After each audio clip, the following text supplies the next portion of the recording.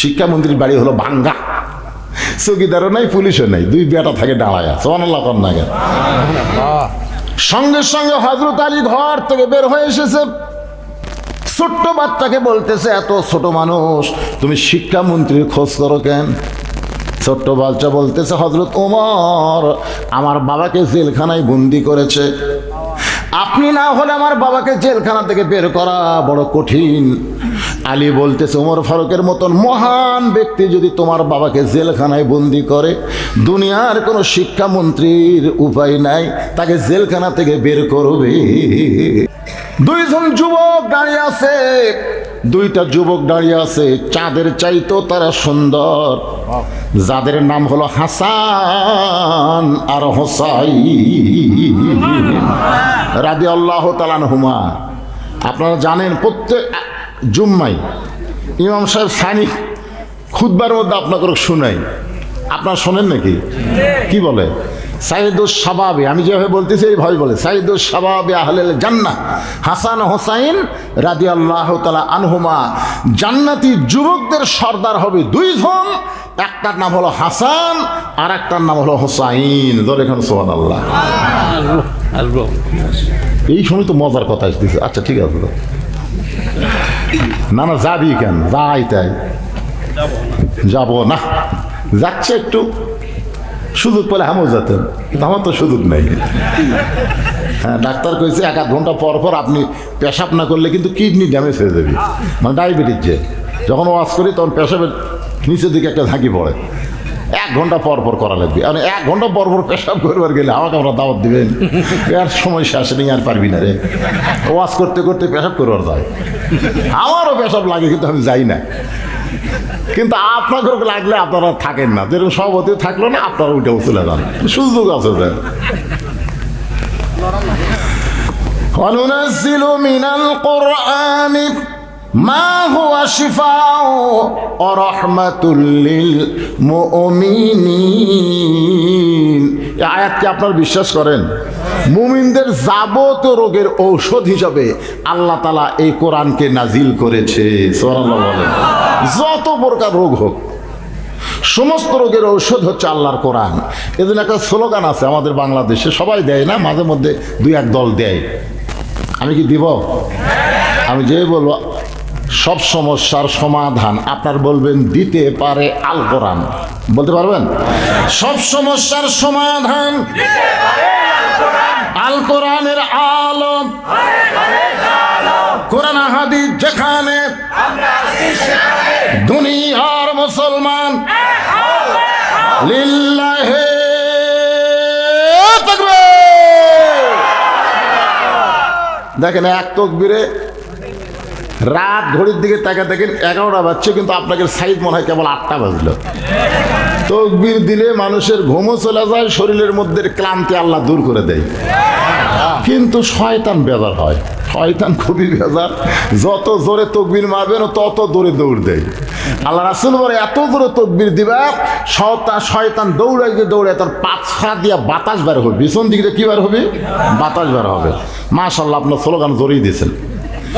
এবার আসেন হযরত আলীর দরজায়, দুইজন যুবক দাঁড়িয়ে আছে। এই দুইজন যুবক হলো হাসান আর হোসাইন। ছোট্ট বাচ্চা দুই যুবককে সালাম দিয়ে বলতেছে, এটা কি শিক্ষামন্ত্রীর বাড়ি? এটা কি শিক্ষামন্ত্রীর বাড়ি? এই লাঠি বেসু করে, এটা কার লাঠি? আমি বেসবার চাই। সামনে বাচ্চা ভালো মতো শোনো, তোমার মতনই ছোট বাচ্চা। তোমার বয়স কয় বছর? না না, এই যে পুচকে একটা সামনে আছে, এর মতোই হবে ওর বয়স। সুবহানাল্লাহ না কেন? বেলিল সাহাবের সন্তান 6 থেকে 7 বছর, 7 বছরের সন্তান শিক্ষামন্ত্রীর দরজায় গিয়ে দুইটা যুবককে বলতেছে, এটা কি শিক্ষামন্ত্রীর বাড়ি? হাসান হোসেন বলতেছে, এইটা হলো হযরত আলীর বাড়ি। সেই বাড়ি আমি গেছি, আমি আল্লাহ আমাকে দেখার তৌফিক দিছে। এই বাড়িটা আছে মদিনায়, এখন নাম দিছে মা ফাতেমার বাড়ি। কার বাড়ি? সাঙ্গানা, ভাঙ্গা। শিক্ষামন্ত্রীর বাড়ি হলো ভাঙ্গা। চৌকিদারও নাই, পুলিশও নাই, দুই বেটা থাকে দাঁড়ায়। সুবহানাল্লাহ কন্যা। সঙ্গে সঙ্গে হযরত আলী ঘর থেকে বের হয়ে এসেছে, ছোট্ট বাচ্চাকে বলতেছে, এত ছোট মানুষ তুমি শিক্ষামন্ত্রীর খোঁজ করো কেন? ছোট্ট বাচ্চা বলতেছে, হযরত ওমর আমার বাবাকে জেলখানায় বন্দি করেছে, আপনি না হলে আমার বাবাকে জেলখানা থেকে বের করা বড় কঠিন। আলী বলতেছে, ওমর ফারুকের মতন মহান ব্যক্তি যদি তোমার বাবাকে জেলখানায় বন্দি করে, দুনিয়ার কোনো শিক্ষামন্ত্রীর উপায় নাই, তাকে জেলখানা থেকে বের করবে। সুবহানাল্লাহ। হযরত আলী বলতেছে, ওমর ফারুকের মতন মহান ব্যক্তি, জোরে গান কি ব্যক্তি, যদি তোমার বাবাকে জেলখানায় বন্দি করে, আলীর মতন শিক্ষামন্ত্রীর কোনো উপায় নাই। তারপরে তুমি ছোট মানুষ, আল্লাহর নবী ছোট মানুষকে স্নেহ করেছে। সুবহানাল্লাহ। আল্লাহ নবী কিন্তু হাদিসে বলেছে, ছোটদেরকে তোমরা স্নেহ করো আর বড়দের সম্মান করো, আর একের বয়স সামঞ্জস্য হলে মহব্বত করো। সুবহানাল্লাহ বলেন। তাহলে ছোটদের কি করো? স্নেহ করো। নবী কি করছে না খালি কয়ে গেছে? হযরত ওমর বলতেছি, ইয়া রাসূলুল্লাহ, আসরের নামাজে প্রথম রাকাতে 3 বার সুবহান রাব্বিয়াল আলা কইলাম, কিন্তু দ্বিতীয় সেজদায় 100 বার সুবহান রাব্বিয়াল আলা কই, তাও যে মাথা তোলেন না। আল্লাহ রাসূল বলেন, ওমর দ্বিতীয় সেজদায় মাথা তুলতে চাইছিলাম 3 বার বলার পরেই, কিন্তু দুইটা পবিত্র আমার পিঠের উপরে এমনভাবে বসে পড়ল, আমি তাদের এত স্নেহ করি, আল্লাহ তাআলাও তাদেরকে মহব্বত করেন, যার কারণে সেজদা থেকে মাথা তুলতে পারলাম না। এই দুইজনের নাম হলো হাসান আর হোসাইন। জোরে কান সুবহানাল্লাহ। আল্লাহ রাসূল ছোট বাচ্চাদের স্নেহ করছেন, আমাদেরও করা দরকার। হযরত আলী ছোট বাচ্চাকে স্নেহ করে মহব্বত করে ওই বাচ্চার সঙ্গে জেলখানার দরজায় বেদুইন সাহাবীকে দেখে বলতেছে, ভাইজান এমন কি ওয়াজ করেছ যে ওয়াজ করার কারণে তোমাকে জেলখানায় বন্দি করেছে? সঙ্গে সঙ্গে বেদুইন সাহাবী বললেন, মাত্র 3টা ওয়াজ করেছি। জোরে কোন কয়টা? 1 নম্বর ওয়াজ হলো ইন্নী উহিব্বুল ফিতনা, 2 নম্বর ওয়াজ হলো ইকরাহুল হক, 3 নম্বর ওয়াজ হলো আশহাদু মা লাম আরা। এই 3টা ওয়াজ করার কারণে ওমর ফারুক সমস্ত সাহাবী এত খেপে গেছে যে খেপে যাওয়ার কারণে আমাকে হেফাজতের জন্য জেলখানায় বন্দি করেছে। সঙ্গে সঙ্গে হযরত আলী বললেন, আল্লাহু আকবার। ওয়াজ শোনার পরে কে তাকবীর দিছে? আলী। আলী তাকবীর দিছে। আজকে মাঝে মধ্যে বক্তার ওয়াজে তাকবীর হয় না? জোরে কেন হয় কি হয় না? আমি নিষেধ করি, বেশি বেশি তাকবীর দিলে ওরা আবার খেপে যায়, মনে হয় হুজুর কিভাবে মারতেছে, তাহলে এত তাকবীর হয় কে? কিন্তু ওয়াজের মতন ওয়াজ হলে তাকবীর দিবার কওয়া লাগে না, এমনি বার হয়। জোরে খান কথা ঠিক কিনা? এমন 3টা ওয়াজ শুনেছে হযরত আলী, তাকবীর এমনি বার হয়ে গেছে। হযরত আলী বলতেছে, এত সুন্দর এত দামি ওয়াজ তুমি করেছো, এ ওয়াজ শোনার পরে তোমাকে জেলখানায় বন্দি করলো, তার মানে ওমর ফারুক সাহাবী তারা ওয়াজ শুনেছে ঠিকই, কিন্তু ওয়াজটা বুঝবার পারে নাই। ওয়াজটা কি করতে পারে নাই? বুঝবার পারে নাই। সঙ্গে সঙ্গে ছোট বাচ্চা হযরত আলীর হাত ধরে বলতেছে, শিক্ষামন্ত্রী যদি আমার বাবার পক্ষে যায়, তাহলে দুনিয়ার কোন ওমর আমার বাবাকে জেলখানায় বন্দি রাখতে পারবে না। সুবহানাল্লাহ। আপনারা বলেন তো, হযরত আলীর খালি শিক্ষাই বেশি না শক্তিও বেশি? কিরকম শক্তি? আই রে বাঘ কুলাই কামুজ দুর্গের দরজা যেটা লাগাতে লাগে 70, খুলতে 70 জন মানুষ লাগে, সেটা বানাতে ঢাল। ওটি বাঘের খাওয়া আছে। আল্লাহর সিংহ আসাদুল্লাহিল গালিব, ইসলাম গালিব করার ব্যাপারে আলীকে বলেছেন আল্লাহর সিংহ। জোরে কর সুবহানাল্লাহ। তাহলে খালি শিক্ষামন্ত্রী নয়, এটা শক্তিমন্ত্রী পাওয়া যায়। জোরে খান কথা ঠিক কিনা? হযরত আলীর মতন মহান ব্যক্তি যদি আমার বাবার উকিল হয়, দুনিয়ার কোন ওমরের আদালতে আমার বাবাকে আর বন্দি রাখতে পারবে না। ছোট বাচ্চাকে হযরত আলী সঙ্গে করে ওমর ফারুকের দরবারে, ওমর ফারুক তখন মজলিসুরা সাহাবীদের নিয়ে গল্প করতেছিলেন, কিন্তু হযরত আলীকে দেখার সঙ্গে সঙ্গে ওমর ফারুক বললেন, আপনি কেন? বলে, এই ছোট বাচ্চার বাপকে আপনি জেলখানায় বন্দি করছেন, এই কারণেই আপনার কাছে ছোট বাচ্চাকে সঙ্গে করে নিয়ে আইছি। ওই বাচ্চা এক দৌড়ে গিয়ে ওমর ফারুকের কপালে চুম্বন দিলেন। জোরে কারণ সুবহানাল্লাহ। আলী বলতেছে, এই পাগলা, কার কপালে চুম্বন দিলি? এই তোর বাপকে জেলখানায় বন্দি করেছে। ছোট বাচ্চা কান্দের বলে, এই মানুষটাই গভীর রাত্রে আমাকে কান্দে করে আমার বাবা জেলখানার দরজায় পৌঁছায় দিছে। এই মানুষটাই গভীর রাত্রে অর্ধ পৃথিবীর খলিফা আমার কান্দে করে আমার বাবার দরবারে পৌঁছায় দিস। ওমর ফারুক বললেন, আলী ভাই, আপনি না এসে যদি আমারে ডাকতেন আমি আপনার কাছে যাইতাম। কারণ আল্লাহ নবী দুনিয়া থেকে বিদায় নেওয়ার পরে আমরা সমস্ত সাহাবী আপনাকে ওস্তাদের মতো সম্মান করি। সাল্লাল্লাহু আলাইহি। কার মতন? ওস্তাদ। আপনারা বলেন তো, ওস্তাদের সম্মান ইসলামে আছে না নাই? কিন্তু আমাদের বাংলাদেশও শিক্ষকের সম্মান নাই। কিন্তু শিক্ষক নাই যদি ওস্তাদ কন সেই সম্মান, কিন্তু শিক্ষকে আগডুম বাগডুম পড়ালে সম্মান করবি। আর যদি আলিফ বা তাসা পড়ায়, হাই রে সম্মান ভাই। ওস্তাদ বলছে যে, কেরে নোমান, এই তুই মরুফির মধ্যে যাওয়া আসা করিস মাদ্রাসায়, তোর পায়ের যে স্যান্ডেল জুতে নেই। হুজুর, গরিব মানুষ কেমনে নিব? ওস্তাদ বলে, মাদ্রাসা ছুটি হলে তুই আমার কামরাত যাবি। মাদ্রাসা ছুটি হলে নোমান ইবনে সাবেত হুজুরের কামরায়, হুজুর চৌকির তল থেকে এক জোড়া কাপড়ের জুতা বের করে বলতেছে, এই জুতা পুরাতন হয়ে গেছে আর আমি পায়ে দিই না, তোরে দিলাম, তুই পায়ে দিয়ে আগামীকাল থেকে মাদ্রাসায় চলে আসবি। নোমান ইবনে সাবেত হুজুরের কাপড়ের জোড়া জুতা নিয়ে বাড়ির দিকে যায় আর চিন্তা করে, যেই জুতা হুজুর পায়ে দিয়েছে সেই জুতা আমি যদি পায়ে দেই তাহলে ওস্তাদের অসম্মান হবে। বাড়িতে নিয়ে যায়, জুতা পরিষ্কার করার পরে ওই জুতার কাপড় খুলে নোমান ইবনে সাবেত মাথার টুপি বানাইছে। কি বানাইছে? টুপি বানায় পরদিন মাদ্রাসায় হুজুর টাকা দেখে যা আসলো তাই। কালো খালিফা, আজও খালিফা, ও আমার পুরান জুতা যদি ফেলে দিচ্ছে, মনে মনে চিন্তা করতেছে, আমার পুরান জুতা বলে তুই ঘৃণা করে পাওয়া দিস।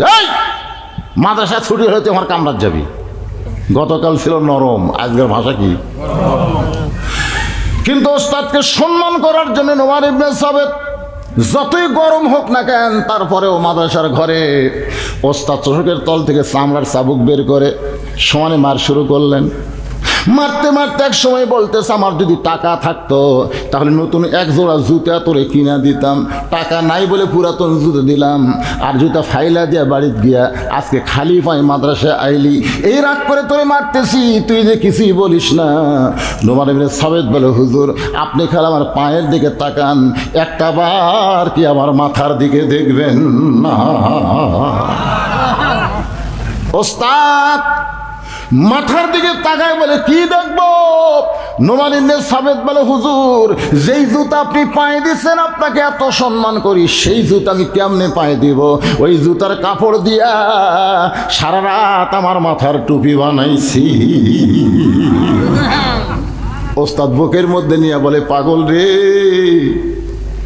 আমার জুতার কাপড় দিয়ে টুপি বানাইলি, একটা বার যদি আমারে বলতি তাহলে আমি তোকে এত মারতাম না। নোমান ইবনে সাবেত বলে, হুজুর কয়েকদিন আগে আমি স্বপ্নে দেখলাম আল্লাহর কোরআন শিখতে এসে কোনো ছাত্র যখন পিটন খাবে ওই জায়গায় জাহান্নামের আগুন কোনোদিন লাগবে না। হুজুর আমাকে আরো মারেন।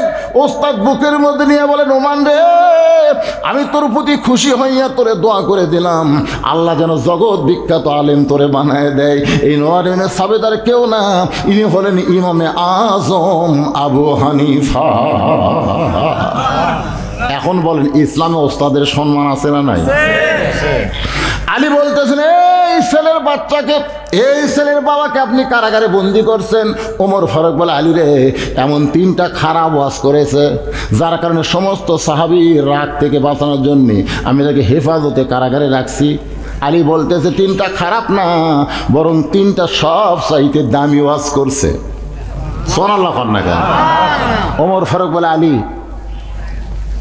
তুমি যদি ছোট বাচ্চার বাবার পক্ষে যাও বাধ্য হতে হবে তোমাকেও জেলখানায় বন্দি করতে। আলী বলতেছেন, আপনি বোঝেননি তাই? এখন এই তিনটা ওয়াজের মধ্যে কি আলী বুঝলো আর উমর ফারুক সাহেবেরা কি বুঝলো, এখন আল্লাহর কোরআন থেকে আমাদের বোঝার দরকার আছে না নাই? আমরা নবী নূরের তৈরি না মাটির তৈরি, আমরা কোনো বক্তার দিকে যাব না, আমরা আল্লাহর কোরআনের কাছে যাব। নবী কিসের তৈরি কোরআনে বলে দিবে, জোরে কথা ঠিক কিনা? নবী জেতা আছে না মরে গেছে? ওই হেজাতিরা বলে নবী নাকি পচিয়া গেছে। এখন নবী জেতা না মরা, এটা কি আমরা বক্তার কথা যাব না আল্লাহর কোরআনের দিকে যাব? ফিতনা হবে না ভাইজান, ফিতনা হবে না যদি আমরা কোরআন হাদিসকে গ্রহণ করি। জোরে কোন কথা ঠিক কি? বক্তা কি ওয়াজ করলো, আমি এটা মাপার জন্য কোরআনের কাছে যাবো, হাদিসের কাছে যদি ঠিক থাকে আলহামদুলিল্লাহ, ব্যাঠিক হলে নাউজুবিল্লাহ, শুনছি ঠিক আমল করা যাবে না। এখন হযরত আলী কি বুঝাই আর উমরেরা কি বুঝলো, এই বুঝটা আল্লাহর কোরআন থেকে কি আমরা নিব? কারা কারা নিবেন দুই হাত তুলে আল্লাহকে দেখান। লিল্লাহি তাকবীর। আচ্ছা, এইটা বলতে যদি আরো 8 ঘন্টা লাগে, না না 2 ঘন্টা লয়, মনে করেন কমপক্ষে 8 ঘন্টা ধরেন, বেশি লাগলে লাগবে, তো তাহলে কি আপনারা উঠে যাবেন? আর সবচাইতে খারাপ জায়গা হলো মেলা।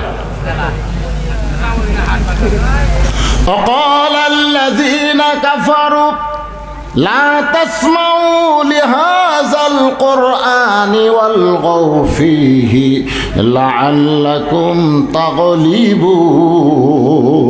এই ছেলেরা, এই পিছনে যে রাঙা আছে বসো তো, তোমরা বসো বসো বসো, সবাই বসো। অত্যন্ত গুরুত্বপূর্ণ কথা। আলী কি বুঝলো, উমররা কি বুঝলো, সব সাহাবী সহ আমাকে বোঝা লাগবে না? একটু মনোযোগ দিয়ে শোনেন।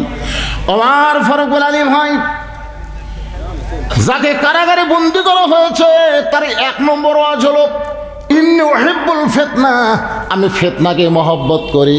আল্লাহ রাসূল বলেছেন আল ফিতনা তো আসাদ্দু মিনাল কতল, ফিতনা হলো কতলের চাইতে মারাত্মক। অন্য হাদিস আছে আল ফিতনা তো আসাদ্দু মিনাল জিনা, ফিতনা হলো জিনার চাইতেও শক্ত গুনাহ।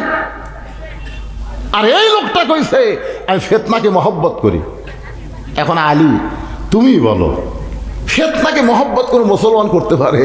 আলী বলতেছে ওই বেদুইর সাহাবী নিজের কথা বলেনি, আল্লাহর কথা কইছে। নিজের কথা কয়নি না, নিজের কথা বলবে কেন? আল্লাহ বলেছে ইন্নামা আমওয়ালুকুম ওয়া আওলাদুকুম ফিতনা, নিশ্চয় তোমাদের সম্পদ আর সন্তান তোমাদের জন্য ফিতনা। আপনারা বলেন তো, সন্তান আর সম্পদকে কারা কারা ভালোবাসেন না? কথা কয় না। সন্তান আর সম্পদকে আমরা ফিতনা জানার পরেও মহব্বত করি, এত মহব্বত করি, জোহরের নামাজের সময় আমি বলি না সব মসজিদে যাই, কিন্তু দুপুরের খাবারের সময় আমি ডাকি আয় বাবা আয়, ডাকে না বাবু আসো আসো ভাত খাই। ফেরেশতাকে আল্লাহ এই শয়তান নামাজ পড়ার সময় বেটাকে ডাক দিল না, খাওয়ার সময় ডাকতেছে। তখন আল্লাহ বলতেছে বেয়ানামাজি বেটাকে যে বাপ সঙ্গে করে লিয়া খায়, ওই বাপের উপর অর্ডার করা হয়েছে 7 বছর থেকে নামাজের তালিম দাও আর 10 বছর থেকে জোর করে নামাজ ধরাও। কো আনফুসাকুম আহলিকুম নারা, জাহান্নামের আগুন থেকে বাঁচতে গেলে বাবা তোমার একলা বাঁচা হবে না, তোমার আইডিয়া লিয়ে বাঁচা লাগবে। জোরে কোন কথা ঠিক না? আইডিয়া আইডিয়া আইডিয়া 3টা পর্যন্ত আর্জেন্টিনার খেলা দেখে আর ফজরে আজান শোনার সময় ঘুমে যায়, এমনভাবে ঘুমাই একটা কুকুর হয়ে ঘুমাই। আজান শরীর না দেখে কম্বল মাথার উপর তুলে দিয়েছে, পা টেনে বুকের কাছে থসে। আপনি বাইরে থেকে মনে করুন চাউলের বস্তা ঢেকা থসে, কিন্তু ওর মধ্যে আইডিয়া শুয়ে আছে। তোর এখানে কি শুয়ে আছে আইডিয়া? এখন বাবা আস্তে আস্তে কম্বলের কাছে গেছে, কে কি রে এই কম্বলের মধ্যে আর বেটা থাকে তো দেখা যায় না কে? আসে কম্বল টান দিয়ে 3 বার আফসোস, বেটা কয় আব্বা করতেছেন, তার মানে তো ল্যাপের মধ্যে তোর সাইজ আর সাইড থেকে কুত্তার সাইজ একই সাইজ ধরে। আপনার বেটা ফজরে আজান শুনে মানুষের আমল করতেছে না কুত্তার আমল করতেছে, আপনার দেখার দরকার আছে না নাই? যদি না দেখেন ওই সন্তানের কারণে আপনাকে জাহান্নামে যাওয়া লাগবে, ওই সন্তানের কারণে। আজকে আপনার মেয়েটা কি করতেছে? সরকার বয়স দিয়েছে 18 আগে বিয়ে দিলে আপনি কেসত পড়ে যাবেন, কিন্তু 18 বছর পর্যন্ত আপনার দায়িত্ব বাজান, বিয়ে দেওয়ার পরে স্বামীর দায়িত্ব। তাহলে বাবা হিসেবে আপনার মেয়ের দিকে লক্ষ্য করবেন না? কথা কর লক্ষ্য করবেন না। আপনার মেয়েটা কি হচ্ছে? ফাতেমা হচ্ছে না পরিমণি হচ্ছে? পরিমণি। এক পরিমণি লক্ষ লক্ষ ছেলেদের যৌবন নষ্ট করে দিয়েছে। যৌবন, হায় হায়, জানলা দরজা বন্ধ করে ঘরে ঘুমাই, কিন্তু পরিমণি স্বপ্নে যে কোন দিক দিয়ে ঢোকে ভাই। বেপরদা নারী যারা যুবকদের যৌবন নষ্ট করে, তারা বেপরদা নারী যারা, এই দুনিয়ার সবচাইতে বিপদ তারা। আপনার মেয়ের কারণে যুবকগুলো নষ্ট হোক, বাবা হিসাব আপনার চাওয়া চলবে না। এই জন্য বুঝতে হবে সন্তান হলো বিপদের কারণ, ফেতনা। যদি তাকে সুন্দরভাবে মানুষ করা না যায়, ধরে কোন কথা ঠিক কি না। আর একটা হলো সম্পদ। পকেটে টাকা আছে 500, 200, 100, আপনার ব্যাগের মধ্যে দিলেন 10, কয় টাকা? দেখেন আপনি নিজেই বিপদ করলেন। ফেরেশতা বলতেছে আল্লাহ এর কান্দুর থাকে কি কর্ম, এর পকেটে 500 আছে, 200 আছে, 100 আছে, এলা লোড ধরেনি, একটা কোনা ছেঁড়া 10 টাকা তোমাকে দিছে। আপনারা যে ব্যাগের মধ্যে টাকা দিলেন, এটা কাক দিলেন? কথা কয় না। মসজিদে দান মানে সরাসরি আল্লাহর কুদরতি হাতে দেওয়া। তা আপনার পকেটে 500, 200, 100 থেকে 10 টাকা দিচ্ছেন, আপনি কি রহমতের মধ্যে না বিপদের মধ্যে? কথা কন না কেন? আল্লাহ কোরআনে বলেছে লান তানালুল বিররা হাত্তা তুনফিকু মিম্মা তুহিব্বুন। তুমি সবচাইতে যেটাকে মহব্বত করো ওটা আল্লাহর রাস্তায় দাও। তা আপনি পকেটের মধ্যে 500 বেশি মহব্বত করেন না 10 টাকা বেশি মহব্বত করেন? আপনি দিচ্ছেন কোনটা? 10 করছেন বিপদে। ওই 500 টাকা কালকে ডাক্তারের কাছে যাবি, উষ্টা খাবি রে, তুই উষ্টা এমন পড়া পড়বো তোর মানুষ ঘুরে দেই বারে। 500 দিয়ে খাওয়া আছে, 50,000 খবর হবে। এই জন্য রাসূল বলেছে as-সাদকাতু তারুদ্দুল বালাহ, দান সাদকা করলে আল্লাহ বালা মুসিবতকে রদ করে দেয়, বালা মুসিবতকে দূর করে দেয়। যেরকম সুবহানাল্লাহ। লোকটা সম্পদ আর সন্তানকে মহব্বত করে, এই কারণে লোকটা বলেছে আমি ফিতনাকে মহব্বত করি, ইন্নী উহিব্বুল ফিতনা। ওমর কান্দের বলে আলী রে, আমরা তো বুঝতে পারি নাই, আমরা শাব্দিক অর্থ দেখেছি কিন্তু ভিতরের খবর আমাদের জানা নাই। সুবহানাল্লাহ। লোকটা যে ওয়াজ করলো ইকরাহুল হক, আমি হককে পছন্দ করি না, অথচ আল্লাহ কোরআনে বলেছেন ওয়াতাওয়াসাউ বিল হক, হকের কথা বলতে হবে। এটা কার কথা? আরো জোরে বলেন। হকের কথা বলতে হবে, হক পথে চলা লাগবে। কুল জাল হক ওয়া যাহাকাল বাতিল ইন্নাল বাতিলা কানা যাহুকা। আজকে হকের পথে যদি চলতে চান তাহলে মামুনুল হকের মতন মামুনুল হক, জোরে কোন কি হক? আর বাপের নাম কি? আজিজুল হক। দেখেন পিছনে হক থাকার কারণে বাপ বেটা দুটাই জেল খাটছে, খাটেনি? আজিজুল হক জেল খাটেনি? শাইখুল হাদিস, ইয়ার কি মারা মানুষ না রে। বাংলাদেশের লক্ষ লক্ষ আলেমের ওস্তাদ, জোরে কর সুবহানাল্লাহ। মামুনুল হকও কিন্তু শাইখুল হাদিস। দেখেন হকের খবর কি বউলে ধরা পড়ছে, সাংবাদিক বলতেছে কাবিন আছে। এখন আমরা কয়জন বউ কাবিন সাথে বউলিয়া ঘুরি, তখন আপনি যখন বউলিয়া যান শ্বশুর বাড়ি, কাবিন সাথে তখন আর বিশ্বাস করেন ভাই আমার বিয়ের কাবিনই নেই। ওই সময় কাবিনে ছিল না, বিশ্বাসের উপর বিয়া হচ্ছে। আমার শ্বশুর কোনোদিনও কয়নি যে আমার বেটিকে ছেড়ে দিবি, এ চিন্তা মাথাতে আনেনি। আর আমিও কোনোদিন আনি না, এই কারণে আমি একটা কালো মানুষ, ফর্সা বউবাজি ভাই। এই মেয়ে যে কালো বিয়ে করলো এই চিন্তা করে সারার চিন্তা আমার। আর এখনকার বাপ মা বিয়ে দেওয়ার সময় সন্দেহ করে যদি ছাড়িয়ে দেয়, এই জন্য বিয়ার আগে কাবিন করে, যেরকম ঠিক কিনা ভাই? আর সেই কাবিন সাংবাদিক বলতেছে আপনার কাবিন আছে? আর শাকিব খান খালি যদি পরিমণি আর এই বুবলি বাচ্চা নিয়ে মিডিয়ার সামনে না আসলো নি, শাকিব খান ফেরেশতা থাকলো নি, ধরে কোন কথা ঠিক। এই শালা হলো 1 নম্বর লুচ্চে। বিয়া ছাড়াই 2 বছর সন্তানের ভাব। আপনারা কোন তো অবু সরকার কি মরিয়ম, বুবলি কি মরিয়ম? তো ওর বেড়াত হচ্ছে কেন?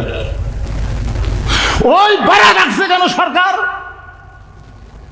এই শালা শাকিব খানকে জেলখানায় পড়া দরকার, কিন্তু বাতিল। রাতিলের কোনো অসুবিধা নাই, এটা হক হলি বিপদ। অতএব হক, হকের কথা আল্লাহ বলতে বলেছেন, হক পথে থাকতে বলেছেন, সেই হককেই পছন্দ করে না এই লোকটা বলেছে ইকরাহুল হক, আমি হককে পছন্দ করি না।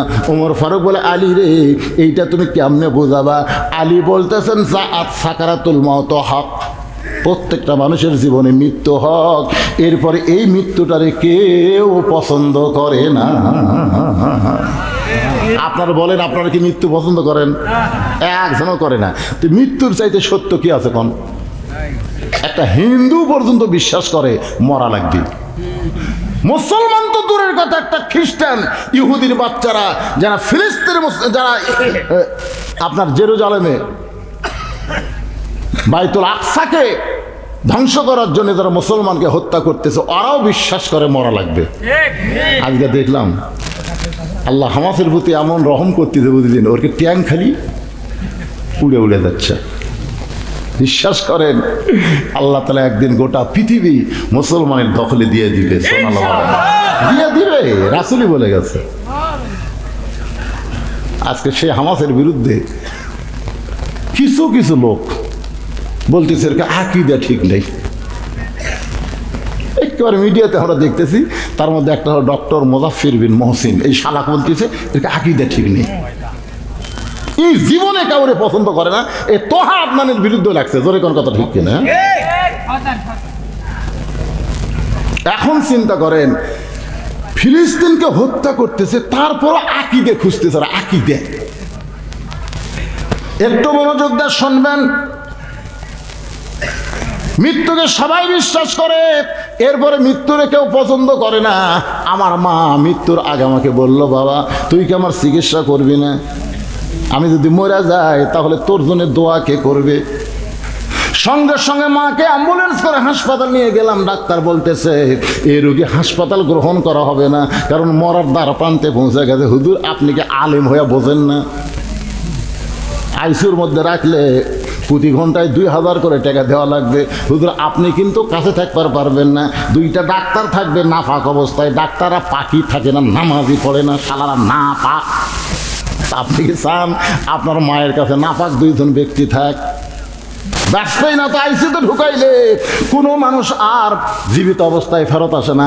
একটাই আসছিল, তার নাম হলো ওবায়দুল কাদের, তার নাম কি, ওই আইসিওর থেকে ফিরে আসে, ওর তো বসান হতে ভাই, ওই ভাঙ্গা কোমর লেখালে খেলবার চাই ধরে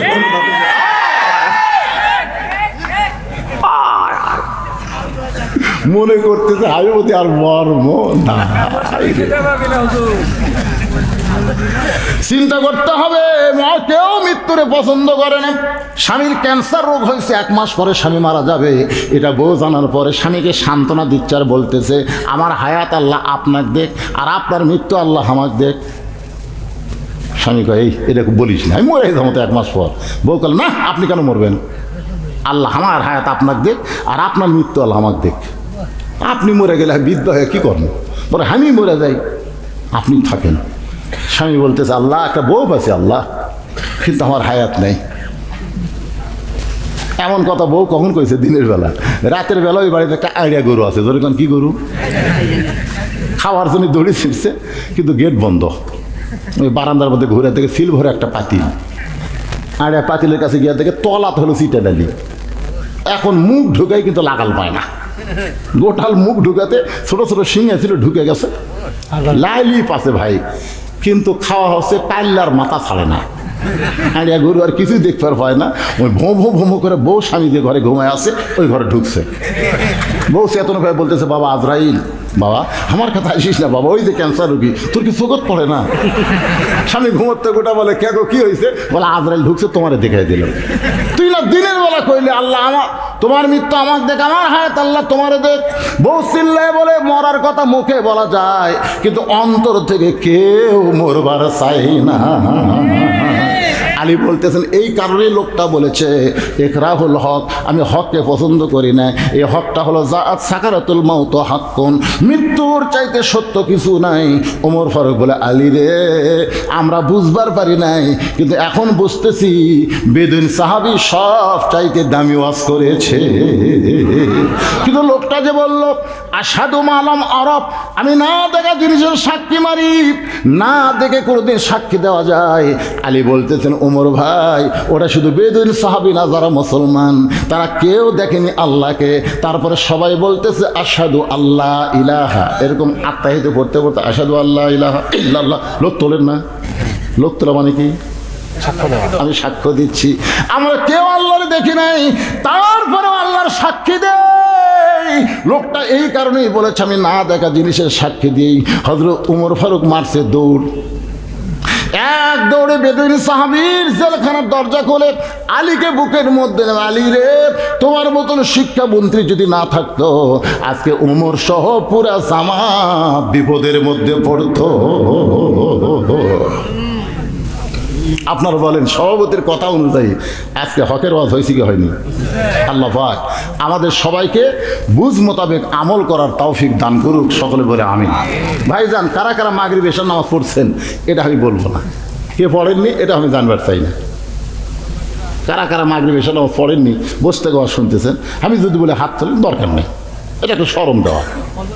কিন্তু কারা কারা ফজর পড়বেন না, আজকের এই শোনার পরে কারা কারা ফজরের নামাজ পড়বেন না তার একটু হাত তোলেন তো দেখি।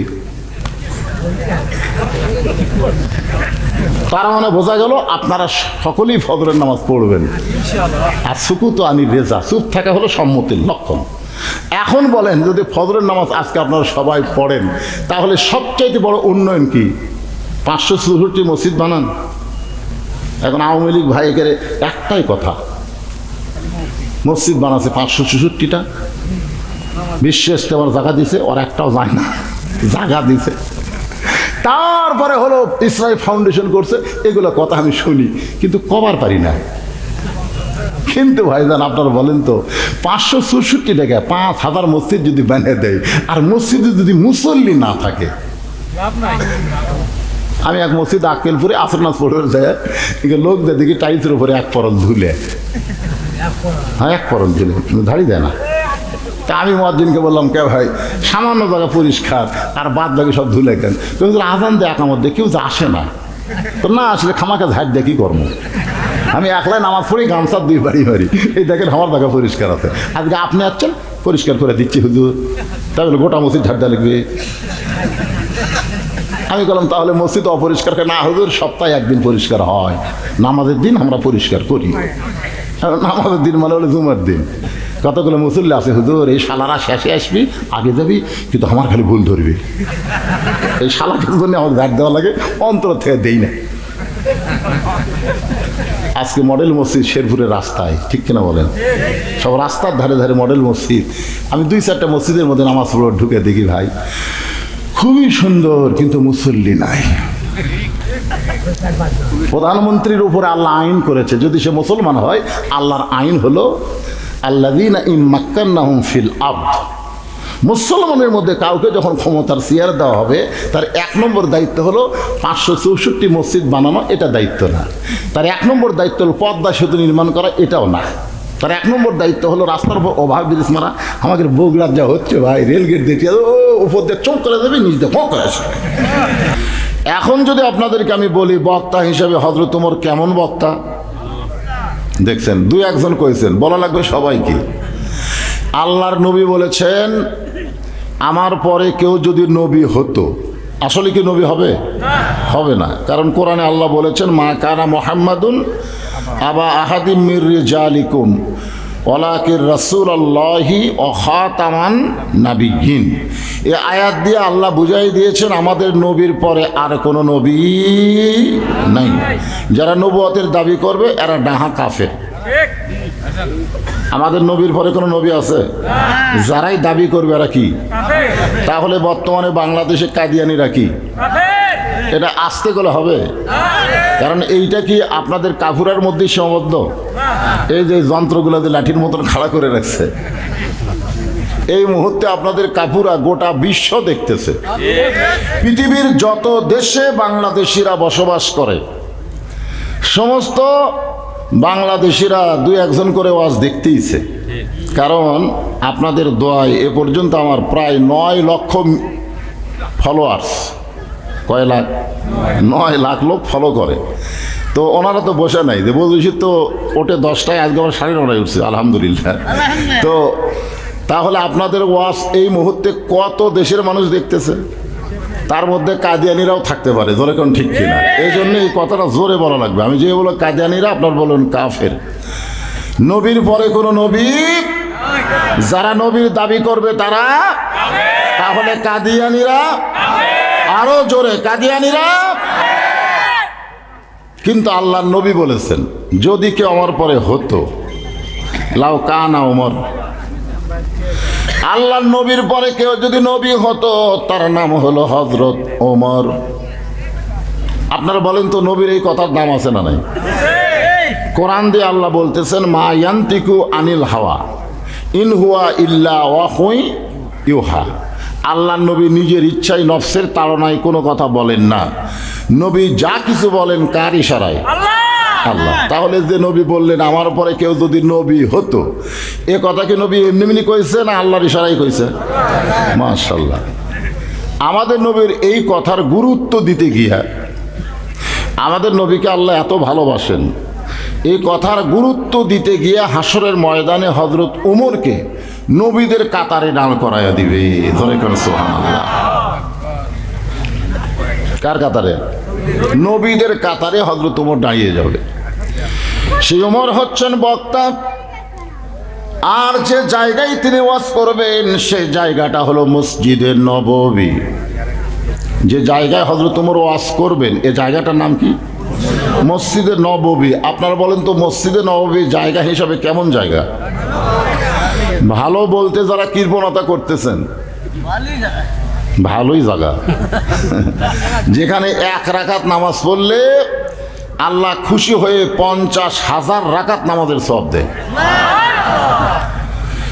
মসজিদ নববীর পাশেই আল্লাহর নবী ঘুমায় আছেন। আল্লাহর নবী কি মরে আছেন না ঘুমায় আছেন? হ্যাঁ, আমার সঙ্গে একটু সবাই কণ্ঠ মিলিয়ে করার চেষ্টা করবেন, এতে করে আপনার ভিতরে নবীর ইশক পয়দা হবে। ইসলামের আলো জ্বলায়া দিয়া নবী ঘুমায়া আসেন সোনার মদিনায়। সেই মসজিদে নববীতে হযরত ওমর ওয়াজ করবেন। এখন আপনাদের কাছে আমার প্রশ্ন হলো, মসজিদ নববী জায়গা হিসাবে কেমন জায়গা? আর যারা হযরত ওমরের ওয়াজ শুনবেন তারা হলো নবীর সাহাবী। এখন বলেন শ্রোতা হিসাবে সাহাবীরা কেমন শ্রোতা? A+, golden A+। যাদের শানে আল্লাহ কোরআনে বলেছেন, সাহাবীদের শানে আল্লাহ বলেছেন, রাদিয়াল্লাহু আনহুম ওয়ারাদু আন যালিকা লিমান খাশিয়া রাব্বাহ। বিশ্বনবীর সাহাবী যারা বিনা হিসাবে জান্নাতি তারা। ধরে এখন সুবহানাল্লাহ, কোনো হিসাব দেওয়া লাগবে না। তাহলে শ্রোতা হিসাবে কেমন শ্রোতা? এখানে 3টা জিনিস আমি তুলে ধরলাম। 1 নম্বর হলো বক্তা। 1 নম্বর কি? 2 নম্বর হলো জায়গা, 3 নম্বর হলো শ্রোতা। এখন আপনারাই বলবেন 3টার মধ্যে কোনটা খারাপ? সবগুলাই গোল্ডেন A+। এখন আপনারা বলেন ওয়াজ কেমন হবে? আলহামদুলিল্লাহ। বক্তার আমার ওয়াজ না। হযরত ওমর যখন আলোচনা শুরু করতেছেন, পৃথিবীর যিনি আলোচনা করুক না কেন সে যদি মুসলমান হয় তাহলে আল্লাহর প্রশংসা দিয়ে শুরু করা লাগবে। প্রশংসা হবে কার? আমাদের বাংলাদেশে বহু মানুষ কোনো মানুষের প্রশংসা দিয়ে কথা বলে, বলে কি বলে না? কিন্তু কথা বলার আগে প্রশংসা করতে হবে কার? আল্লাহ। আল্লাহর প্রশংসা এবং নবীর প্রতি দরুদ। কোন বক্তা আল্লাহর প্রশংসা করলো কিন্তু নবীর প্রতি দরুদ পড়ল না, এই বক্তার ওয়াজ আসমান আর জমিনের মাঝখানে লটকায়া থাকবে। আসমান আর জমিনের মাঝখানে ভাসতে থাকবে। যখনই দরুদ পড়বে তখনই আল্লাহর আরশে যাবে। জোরে কোন সুবহানাল্লাহ। দরুদের পাওয়ার কম না বেশি? আল্লাহর প্রশংসা, নবীর প্রতি দরুদ পড়ে ওমর ফারুক যখন আলোচনা শুরু করবেন, ইন্নামাল মুমিনুনাল্লাযীনা ইযা যুকিরাল্লাহু ওয়াজিলাত কুলুবুহুম ওয়া ইযা তুলিয়াত আলাইহিম আয়াতুহু যাদাতুহুম ঈমানাও ওয়া আলা রাব্বিহিম ইয়াতাওয়াক্কালুন।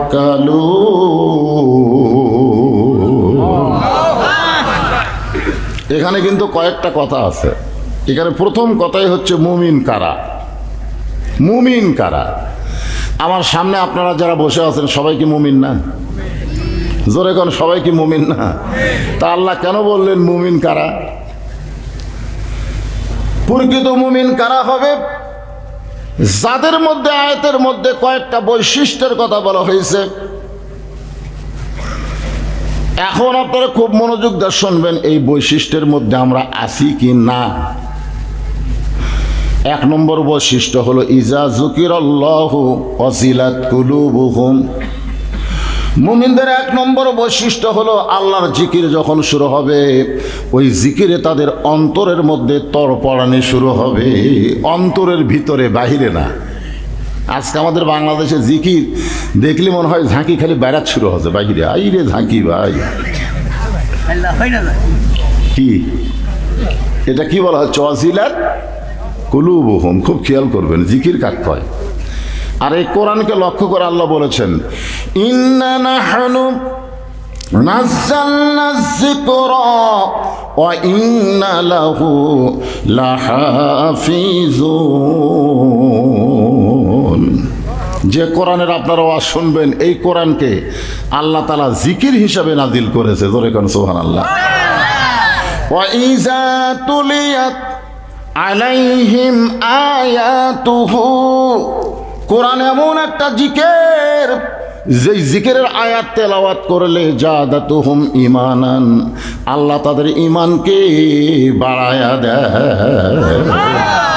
তাহলে কোরআনের ওয়াজ শুনলে ঈমান বাড়ে না কমে? এরপরে মুমিনদের এটা প্রধান বৈশিষ্ট্য হলো ওয়া আলা রাব্বিহিম ইয়াতাওয়াক্কালুন। একমাত্র কেবলমাত্র ভরসা করবে কার উপর? আমাদের ভরসা কার উপর? বর্তমান বাংলাদেশের মানুষ অধিকাংশই মুনাফিক হওয়ার চেষ্টা করতেছে। কি হওয়ার? মুনাফিক। সামনে যে 7 তারিখে নির্বাচন হবে, কি যে হবে। আমি এক মাহফিলে বলছিলাম আগামী 7 জানুয়ারি কি হবে ভাই। তখন সমস্ত শ্রোতারা বলতেছে যা আসলো তাই, কিছুই হবে না। মাঝখানতে 2000 কোটি টাকা ধ্বংস হবে। জোরে খান কথা ঠিক কিনা? যা আসলো তাই। একটু মনোযোগ দিয়ে শুনবেন। ওমর ফারুক যখন আল্লাহর কোরআন তেলাওয়াত করে এই কোরআনের তাফসীর করতে যাবেন, এমন সময় পিছন দিকে একজন সাহাবী দাঁড়িয়ে আছেন, ও বসে নাই। ওমর ফারুক বললেন এজলিস, বসো।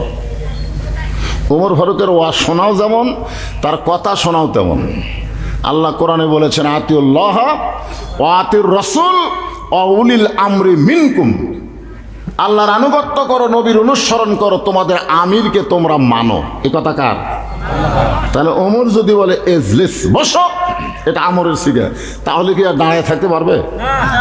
হ্যাঁ। এখন ওই সাহাবী না বসে বলতেছি আমিরুল মুমিনিন, আমি এখানে বসতে আসি নাই। ওমর ফারুক বললেন সমস্ত সাহাবীরা বসে বসে আলোচনা শুনবে, আর তুমি দাঁড়িয়ে থাকবে কেন? বলে আমি তো শোনার জন্য আসি নাই, আমি আপনাদেরকে একটু ওয়াজ শোনাবার চাই। কি করার চাই? ওয়াজ শোনাবার চাই। এখন আপনারা বলেন ওমর ফারুকের মতন বক্তা যখন ওয়াজ করে, তখন কেউ যদি ওয়াজ করবার চায়, তার ওয়াজ করার কোনো চান্স আছে? আপনারা মানেন বা না মানেন, গোটা বাংলাদেশের মধ্যে যিনি শ্রেষ্ঠ বক্তা তার নাম কি? স্বীকার করা লাগবে, মানেন বা না মানেন। মানে নিলেন? আপনারা বলেন তো। আমার মনে হয়, আমি যে বুঝতেছি যে আমরা বক্তারা খুব বেশি গেলে 1 থেকে 10 পর্যন্ত যাওয়ার পারি, কিন্তু আল্লামা সাইদে হুজুরকে আল্লাহ তাআলা 100 পর্যন্ত নিয়ে গেছে। জোরে কান সুবহানাল্লাহ। মানে জনপ্রিয়তায় এমন জায়গায় পৌঁছে দিছে যেটা তিনি দুনিয়া থেকে বিদায় নেওয়ার পরে বাংলার মানুষ কিছুটা হলেও বুঝবার পারছে। জোরে কান কথা ঠিক না? গোটা পৃথিবীতে হাজার হাজার ওনার গায়েবী জানাজা হচ্ছে, পৃথিবীতে হাজার হাজার। বাংলাদেশের এমন কোনো জেলা নাই যে জেলায় ওনার জানাজা হয়নি। যাকে ধর্ষণকারী, নির্যাতনকারী, যুদ্ধ অপরাধী বলে জেলখানায় রাখলো, এই মানুষটার জানাজা হবে কি? এই মানুষটা জুতে মারবি। জোরে কোন কথা ঠিক কিনা? অথচ এখানে এরকম সম্মান পাওয়ার কারণ হলো ইন্না আকরামাকুম ইনদাল্লাহি আতকাকুম ইন্নামা ইয়াখশাল্লাহ মিন ইবাদিহিল উলামা। এটা আমার কথা না, আল্লাহর কোরআনে আল্লাহ বলেছেন বান্দা সময়ের মধ্যে আলেম বান্দারাই আল্লাহ বেশি ভয় করে। এটা কি আমার কথা না আল্লাহর কথা? তাহলে যে আলেম বান্দা আল্লাহকে বেশি ভয় করে, সে আলেম নারী নির্যাতন করে? সে আলেম ধর্ষণ করে? সে আলেম মানুষের বাড়ি ঘর পুড়িয়ে দেয়? সম্পূর্ণ ভুয়া মিথ্যা একটা রূপ দিয়ে তাকে আমাদের কাছ থেকে 13 বৎসর কোরআন শোনা থেকে বঞ্চিত করেছে। জোরে কোন কথা ঠিক কিনা? এখন আল্লামা সাইদি হুজুর যদি ওয়াজ করে আর সেই মাহফিলে গিয়ে যদি আমি বলি আমি একটু ওয়াজ করবার চাই, আপনারা বলেন তো শ্রোতারা টাইম দিবে? হুজুর আপনি হলেন ঘরুয়া বক্তা, আপনি কি এই জায়গায় চান্স হয়? তো উমর ফারুক যেখানে ওয়াজ শুরু করে দিছে, না বসে একজন সাহাবী বলতেছে, তাও আবার সামনের কাতারে সাহাবী না, পিছনের কাতারে দাঁড়ায় আছে। কিতাবের মধ্যে লেখা আছে উনি হচ্ছেন একজন বেদুইন সাহাবী। কি সাহাবী? বেদুইন সাহাবী, যাকে বলা হয় যাযাবর, পাহাড়ি এলাকায় থাকে। সঙ্গে সঙ্গে ওসমান গনি দাঁড়িয়ে গেলেন। ওমর ফারুকের কাছে যিনি সব সময় থাকতেন তার নাম হলো ওসমান গনি। জোরে বলেন তার নাম কি? এটা আল্লাহ রাসূলই বলে গেছেন যে আমার কাছে সবসময় থাকবে আবু বকর, আমি যখন দুনিয়াতে থাকবো না আবু বকরের কাছে সবসময় থাকবে ওসমান, ইয়া ওমর, ওমরের কাছে সবসময় থাকবে ওসমান, ওসমানের কাছে আলী। সুবহানাল্লাহ বলেন। এই পর্যন্ত বলার পরে রাসূল আর বলেনি। কেন বলেনি? আল্লাহ বলতে দেয়নি। এই পর্যন্ত হলো খোলাফায়ে রাশিদা। জোরে গান সুবহানাল্লাহ। ওসমান গনি দাঁড়িয়ে বললেন, তোমার কি হুঁশ নাই যে ওমর ফারুকের মতন বক্তা যেখানে ওয়াজ করে সেখানে তোমার মতন মানুষের ওয়াজ কে শুনবে? আমরা যত সাহাবী এখানে বসে আছি উমরের ওয়াজ শুনবো, তোমার ওয়াজ শুনবো? জোরে গান শুনবো? আপনারা শুনবেন না? কিন্তু হযরত ওমর নিজেই বললেন, দেখেন একজন বড় নেতা হলে তার কোয়ালিটিটা কীরকম? কোয়ালিটি বোঝেন? একটা হলো কোয়ান্টিটি আর একটা হলো কোয়ালিটি। আমাদের নেতার কোয়ান্টিটি আছে, অসংখ্য নেতা। হিরো আলম একটা নেতা, জোরে কোন ঠিক কি না? ওই আবার ভোটার ডান আছে, হিসাব করে দেখেন নেতার হিসাব নাই, কিন্তু কোয়ালিটি। বাংলাদেশের মতন 96টা দেশের খলিফা, আমাদের বাংলাদেশের মতন 96টা দেশ, জোরে বলেন কত দেশ? 96টা দেশের খলিফা। তিনি বললেন, ভাই তোমার ওয়াজ শুনতে আমার কোনো আপত্তি। এখানে বোঝা গেল বাক স্বাধীনতা আছে না নাই? জোরে এখন আছে না নাই? আজকের নেতারা ওয়াজ শুনতে চায় না, নেতারা এসে কিছু বক্তব্য দেয়। আমি গত কয়েকদিন হলে একটা নেতা পাইছি গতকাল সারাগান্ধীতে, একটা নেতা, এ যারা মিডিয়ারা সাক্ষী। একজন নেতা এসে আমি বললাম, ভাই ভাষণ তো হয়ে গেল, আপনি চলে যান। না হুজুর আপনার ওয়াজ শুনবো। ওর জন্য আমি দোয়া করছি, তো ইজ্জমান তাসা, সম্মান দেওয়ার মালিককে। বক্তার ওয়াজকে সম্মান দিয়ে যাই, তেজে থাকলো আগামী নির্বাচনে ও যেন এমপি হয়ে যায়, একে কইয়া দিছে। কারণ এখন অনেক নেতার বক্তব্য দেওয়ার সময় আছে কিন্তু ওয়াজ শোনার টাইম নাই। নেতাকে কিছু চামচা থাকে, ওরা আবার নেতার কাছে রিলে করে বলে, হুজুর তো ওয়াজের নামে রাজনীতি করতেছে। তখন নেতা আবার থানাত কল করে, থানার থেকে এসে আবার ওয়াজ বন্ধ করে দেয়। জোরে কোন কথা ঠিক কিনা? ওয়াজ শুনবে না, কান কথা শুনবে। ওমর ফারুক বাংলাদেশের মতন ৯৬টা অর্ধ পৃথিবীর খলিফা হয়ে বললেন, তোমার ওয়াজ শুনতে আমার কোনো আপত্তি নাই, বরং তুমি চলে আসো। এই সাবের, এই তোমরা মাঝখানে রাস্তা করে দাও, ও চলে আসো। সুবহানাল্লাহ বলেন। বেদুইন সাহাবী যখন হযরত ওমরের কাছে, এমন সময় হযরত ওমর মেম্বার থেকে উঠে গেলেন এবং শ্রোতার সারিতে বসতে চাইলেন। শ্রোতার সারিতে বসবেন আর বেদুইন সাহাবীকে চেয়ারটা ছেড়ে দিবেন। জোরে করে সুবহানাল্লাহ। কিন্তু বেদুইন সাহাবী বললেন, আমিরুল মুমিনিন, আপনি কি মনে করেন আমি আল্লাহর কোরআন মানি না? আল্লাহ কোরআনে বলেছেন, আতিউল্লাহ ওয়া আতিউর রাসূল ওয়া উলিল আমরি মিনকুম। আল্লাহর আনুগত্য করো, নবীর অনুসরণ করো, তোমাদের আমিরকে তোমরা মানো। আমি আপনাকে এত শ্রদ্ধা করি, আপনার চেয়ারে আমি বসতে পারবো না, বরং আপনি বসে থাকেন, আমি দাঁড়িয়ে দাঁড়িয়ে ওয়াজগুলো করবার চাই। সমস্ত সাহাবেরা শুনবি না, কিন্তু নেতা যখন শুনবি, এখন চামচারা কি করবি কন্ত? সাহাবেরা বাধ্য হয়ে মাথা নিচু করে আস, দেখি কি কয়। বেদুইন সাহাবী আল্লাহর প্রশংসা, নবীর প্রতি দরুদ পড়ে ১ নম্বর ওয়াজ করছেন, ইন্নী উহিব্বুল ফিতনা, আমি ফিতনাকে মহব্বত করি। যেটা আজকে সভাপতি সাহেব বললেন যে কোন বক্তা কি ওয়াজ করে, শোনার পরে এটা আপনাদেরকে বোঝা লাগবে। আজ থেকে 10 বছর আগে তারা মরিছে, এখন যদি আল্লাহ কয় যাতে বগুড়া দেখায়, আর আসে সর্বোত্তম ওবায়দুল কাদের জন্য দোয়া করবে, আল্লাহ কি দেখা গেলাম আর কি দেখতেছি, এটা বগুড়া না, মনে হয় লন্ডন হয়ে গেছে, লন্ডন। আল্লাহ বলতেছে এইগুলো করা তোমাদের দায়িত্ব, তবে ১ নম্বর দায়িত্ব হলো আকামুস সালাত, নামাজ কায়েম করা। যখন মুয়াজ্জিন আজান দেবে, আজান শোনার পরে যে সমস্ত যুবকেরা রাস্তা ঘুরবে, প্রধানমন্ত্রী আইন করে দেবে, আজান দেওয়ার পরে মসজিদে না যায় যারা রাস্তা ঘুরবে, এদেরকে মসজিদের কাছে একটা রিমান্ডের ঘর বানার লাগবে। যেরকম কি ঘর? রিমান্ডের ঘরে নিয়ে যায়, কাপড় খুলে পাশার উপর 10 বাড়ি। যেরকম কয় বাড়ি? পুলিশেরা বেনামাজি ধরবি, আলেমও ধরবি না। আলেম ধরার জন্য পুলিশ না, চোর ধরার জন্য পুলিশ। জোরে করে কথা কর না। আজ ভালো মানুষ থাকতেছে আলুর বাগুড়ের মধ্যে, ভালো মানুষ থাকতেছে বাসার মধ্যে, আর শালা খারাপ গুলা খালি লাখ টাকা ঘুম পাড়তেছে।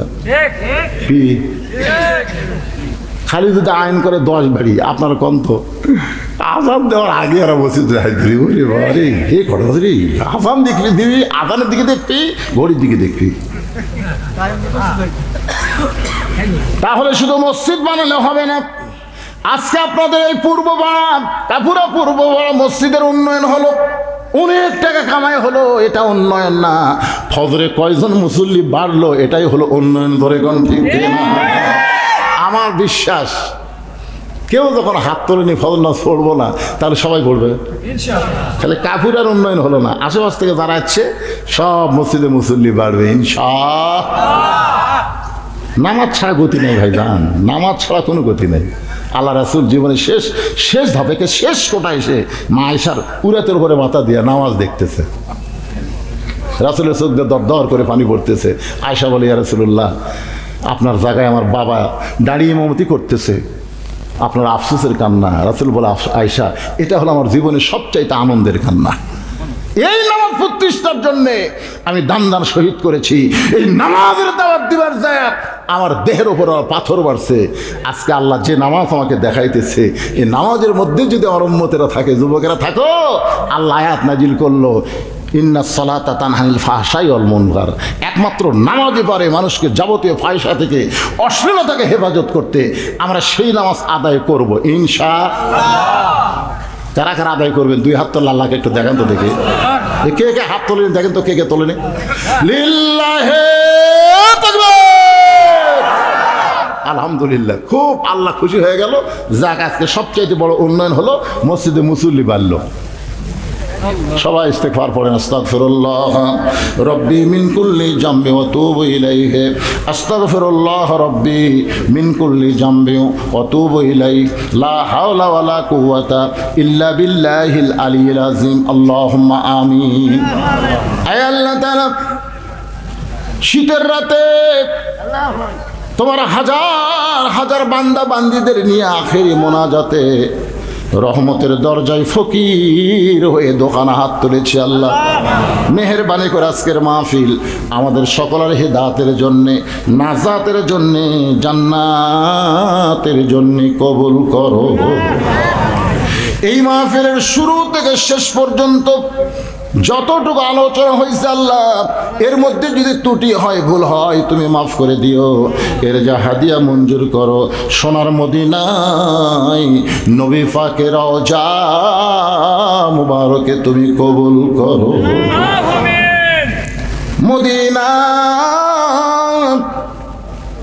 কত সুন্দর একটা নাম, সেই মদিনার মানুষটা কত সুন্দর।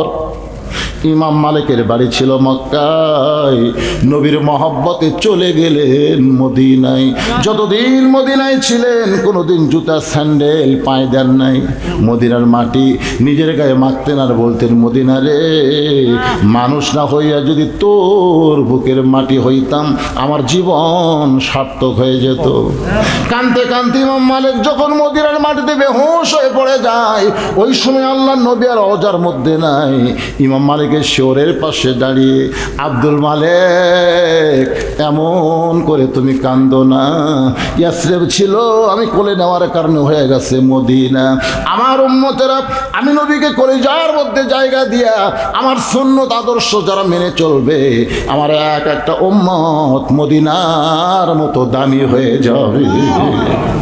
মাবুদ, কত স্বপ্ন দেখলাম জীবনে, একবার দয়ার নবীর চেহারা আমাদেরকে স্বপ্নে দেখার জন্য কবুল করো। রাসূল বলেছে, মান রাআনি হাক্কান আযাবাত লাহু শাফাতি ইয়াউমাল কিয়ামা। ঈমানের অবস্থায় কেউ যদি আমার একবার স্বপ্নে দেখে, কঠিন মহাশরে আমি রাসূল তাকে শাফাত করে জান্নাতে পৌঁছায়া দিব। আল্লাহ গো, তামাম আম্বিয়ায়ে কেরাম, উম্মাহাতুল মুমিনিন, শহীদ শহীদান, জান্নাতুল বাকি, জান্নাতুল মুআল্লা সহ পৃথিবীর যত গোরস্থানে, কাফুরার গোরস্থানে যত মুর্দা শুয়ে আছে, আল্লাহ মেহেরবানি করে সকলের কবরকে জান্নাতের টুকরা বানিয়ে দাও। আল্লাহ, এই গভীর রাত্রে তোমার দরজায় আমরা ফকির। আমরা যারা হাত তুলেছি, আমাদের মধ্যে অনেকের বাবা দুনিয়া থেকে চলে গেছে, আবার অনেকের মা দুনিয়া থেকে চলে গেছে, আবার অনেকে আমরা এমন আছি আমাদের বাবাও নাই, আমাদের মাও নাই। ছোট্ট একটা শব্দ হলো মা, কত মধুরে এই মায়ের ভিতরে। যাদের মা কবরে গেছে তারা বুঝবার পারতেছে। দাঁত থাকতে মানুষ দাঁতের মূল্য দেয় না, চোখ থাকতে মানুষ চোখের গুরুত্ব বুঝতে পারে না। বাপ মা হলো দাঁত চোখের মতন, যখন চইলা যায় তখন বুঝতে পারে মায়ের মতন আপন কেহ নাই রে দুনিয়ায়। মা জননী নাই রে যাহার, মা জননী নাই রে যাহার, এই দুনিয়ায় তাহার কেহ নাই। মায়ের মতন আপন কেহ নাই রে দুনিয়ায়। আল্লাহ, আমরা যারা মা হারাইতিম হয়ে গেছে, আল্লাহ গভীর রাতে তোমার দরজা আরজ করি, মায়ের কবরকে তুমি জান্নাত বানায়া দাও। বাবার বাড়ি ঘর সবই আছে, বাবা নাই রে দুনিয়ায়, কিন্তু বাবার বাড়ি ঘর সবই আছে, সহায় সম্পত্তি সবই আছে। এখনো আমাকে অমুকের বেটা বলে ডাক দেয়, কিন্তু আমার বাবা কবরে গেছে। আমরা যারা বাবা হারাইতিম হয়ে গেলাম, আল্লাহ মেহেরবানি করে বাবার কবরকে জান্নাতের টুকরা বানিয়ে দাও। আমাদের দাদা দাদি, নানা নানি, আত্মীয় স্বজন, শ্বশুর শাশুড়ি যাদের কবরে গেছে, আল্লাহ কবরবাসীদের তুমি মাফ করে দাও। কত মানুষের জানাজার নামাজ জীবনে পড়লাম, এই দুই হাত দিয়ে কত কবরে মাটি দিয়েছি।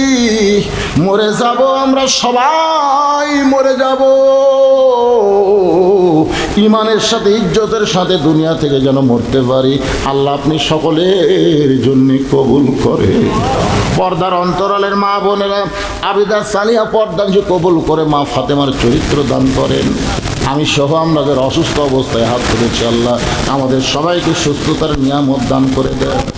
আয় আল্লাহ তাআলা ফিলিস্তিনের মুসলমানকে হেফাজত করে, কাশ্মীরের মুসলমানকে হেফাজত করে, আল্লাহ ইহুদির বাচ্চাকে করে দেন, কারণ ধ্বংস তো আপনি চাইছেন। তাব্বাত ইয়াদা আবি লাহাবি ওয়া তাব্বা, আবু লাহাবের দুই হাত ধ্বংস হোক, আপনি যেমন ধ্বংসের কথা বলেছেন আমরা আপনার কাছে সাহস করে বলতেছি ইহুদিদেরকে আপনি ধ্বংস করে দেন আল্লাহ। যারা আপনি বাইতুল মুকাদ্দাসকে ধ্বংস করতে চায় আল্লাহ গো, আব্রাহা বাদশা আপনার কাবা ঘর ধ্বংস করতে আইলো, আপনি আবাবিল পাখি দিয়ে তাদেরকে ধ্বংস করে দিলে, আপনি তো সে আল্লাহ আছেন। আপনি আর ইহুদির অত্যাচার আমরা দেখতে চাই না, এদেরকে আপনি ধ্বংস করে দেন। সকলে বলেন আমিন। আজকের মাহফিলের সম্মানিত সভাপতিকে আল্লাহ আপনি কবুল করেন, আজকের মাহফিলের সহ সভাপতিদের কবুল করেন, আজকের মাহফিলের প্রধান অতিথি প্রধান মেহমানকে আল্লাহ আপনি কবুল করেন, বিশেষ অতিথিদের আল্লাহ আপনি কবুল করেন। মসজিদের জন্য নগদে বাকিতে যারা দান করেছে আল্লাহ সকলের দানগুলোকে জান্নাতের বিনিময়ে কবুল করে। আমার দেশের প্রতি আল্লাহ আপনি খাস রহমত নাজিল করেন আল্লাহ। শেরপুরের কাফুর এলাকায় রহমত বরকতের দরজা আপনি খুলে দেন আল্লাহ। আল্লাহ ফজর থেকে বাকি জীবনে প্রত্যেকটা যুবক যেন নামাজ ধরতে পারে এমন ইমানি শক্তি যুবকদেরকে দান করে দেন আল্লাহ। বাবারা কখন কে মরবো আমরা জানি না বাজান, বেনামাজে হয়ে মরো না বাজান, নামাজি হয়ে দুনিয়া থেকে বিদায় নাও আল্লাহ। আমাদের সকলকে নামাজি হিসেবে কবুল করে নাও আল্লাহ। সুবহান রাব্বিকা রব্বিল ইজ্জাতি আম্মা ইয়াসিফুন ওয়া সালামুন আলাল মুরসালিন ওয়ালহামদুলিল্লাহি রাব্বিল আলামিন। ওয়াজাল আখিরাতি কালিমাতুনা ইনদাল মাউত লা ইলাহা ইল্লাল্লাহু মুহাম্মাদুর রাসূলুল্লাহ।